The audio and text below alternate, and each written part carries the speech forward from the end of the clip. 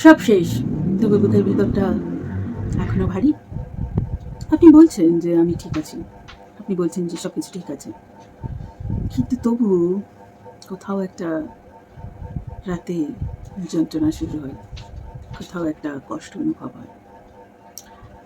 একটা গান, কিছু স্মৃতি, একটা ফটো বা একটা নাম আপনার ফোনে, আবার আবার সেই কষ্টগুলো ফিরে আসে। কেন ভালোবাসা ভেঙে যাওয়াটা এতটা কষ্টদায়ক? চলুন আজকে আমরা ভালোবাসায় ভেঙে যাওয়া থেকে সেরে ওঠার জন্য ট্যাপিং করি। যদিও আমি মনে করি যে আমি ভালোবাসায় বারবার প্রত্যাখ্যাত হয়েছি বা ভেঙে পড়েছি। আমি মনে করি যে আমার সঙ্গে বিশ্বাসঘাতকতা করা হয়েছে বা আরও অনেক কিছু, যে আমাকে বেছে নেওয়া হয়নি। তাও আমি নিজেকে ভালোবেসে, নিজেকে সম্মান করি, স্বীকার করে গ্রহণ করছি। যদিও আমি মনে করি যে আমি হয়তো ভালোবাসার যোগ্যই নেই, হয়তো আমাকে ছুঁড়ে ফেলে দেওয়া হয়েছে এমন ভাব, তাও আমি নিজেকে ভালোবেসে গ্রহণ করছি।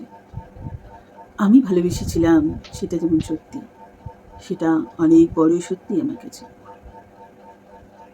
হয়তো আমি বিশ্বাসঘাতকতার শিকার হয়েছি, বা হয়তো আমাকে বেছে নেওয়া হয়নি, বা হয়তো আমি প্রত্যাখ্যাত হয়েছি, কিন্তু একবার ভালোবাসা ভেঙে যাওয়াটাই কি জীবনের শেষ?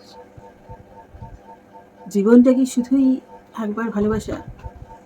আমি কি জীবনটাকে আরেকবার সুযোগ দিতে পারি না? জীবন তো আমাকে বারবার কত কিছুতে সুযোগ দিয়েছে, তাহলে আমিও কেন ভালোবাসাকে জীবনে আরেকবার সুযোগ দেব না? ভালোবাসা মানে তো শুধুই কিছু মুহূর্ত না, ভালোবাসা মানে তো একটা অনুভূতি, শুধু একটা মানুষ না। তাই আমি আজকে সেই অনুভূতিকে নিজের জীবনে আবার আসার জন্য অনুমতি দিচ্ছি। আমি নিজেকে ভালোবাসার ভঙ্গতা সেরে ওঠার জন্য অনুমতি দিচ্ছি। আমি নিজেকে ভালোবাসার যোগ্য মনে করি, তাই আমি নিজের জীবনে ভালোবাসাকে আবার আশ্রয় দেওয়ার জন্য অনুমতি দিচ্ছি। আমার শরীর, মন এবং আত্মা দিয়ে ভালোবাসাকে আমি আবার নিজের জীবনে আসতে দিচ্ছি।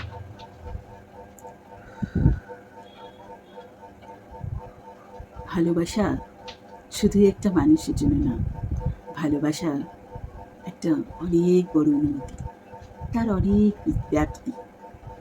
একবার প্রত্যাখ্যান পেলেও, একবার ব্যর্থ হলেও আবার আনতে দেওয়া যায়, আবার আসতে দিন ভালোবাসাকে।